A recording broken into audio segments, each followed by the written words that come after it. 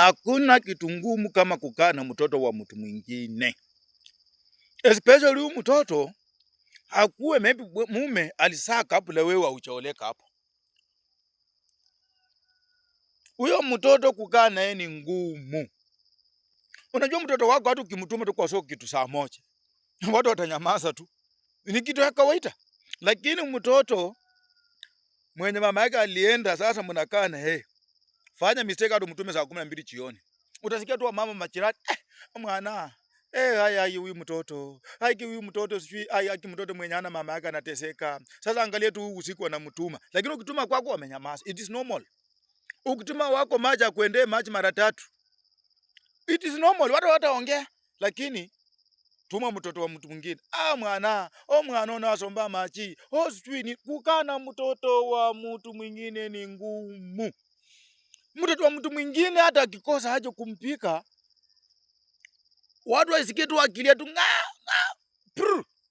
mtoto anateseka. Mtoto mama yake tayari amepikia mama yake. Na huyu mtoto ni discipline, normal discipline. Wenye unaweza discipline mtoto wako. Lakini watu wanaharibu. Majirani wanaharibu. Na mtoto kama mama yake alienda, watu wenye wao wanaharibu ni majirani. Majirani maneno yenye watakuwa namwambia, yenye atakuwa anasikiliza, ndio inawe inaharibu mtu. Kwa sababu mimi sometimes unaweza shangaa, maybe mtoto alisaliwa mama yake akakufa, na mtu mwingine akamchukua, wakaanza kukaa na yeye. Maybe uliota sasa after 1 year, mtoto anajua tu ndio mama yake. Atafikia wakati kandi ajue kwamba yeye sio mama yake. Maneno ya jirani, maneno ya mama jirani. Jirani wengine wa kupomoa. Hakuna majirani wa kuchenga siku hizi. Hakuna. Mtu alikuwa ndio mzuri, lakini sasa maneno yenye anapa. Sasa hata huyu mtoto hata ukimwambia wacha hiyo, anajua tu unamchukia kwa sababu gani? Wewe si mama yake. Mtoto anamwambia saa hii sasa wakati wa kuona TV imeisha, enda usome. Mtoto wako ataichukulia tu positively, ataenda akae chini na anaanza kusoma. Mama anataka mimi nisome. Wachirani mfanyie hivyo.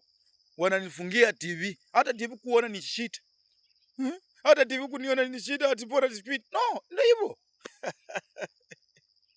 Watu wanateseka huku nje.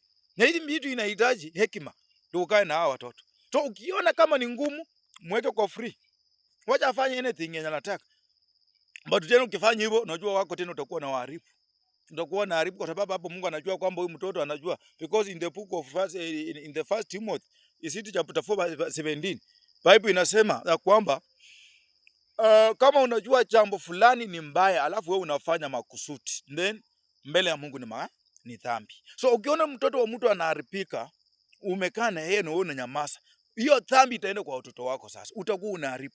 So sisi waje tufanye kazi ya Mungu. Wewe ukijua kwamba yeye amekosa, waje sisi tuwakaribishe. Hata wakituongelea mabaya, wacha waongee. Lakini akifika mahali akiwa mkubwa, akiwa na hekima yake, atajua kwamba mama ama huyu baba alinisaidia, ama huyu nyanya alinisaidia, ama huyu ango alinisaidia.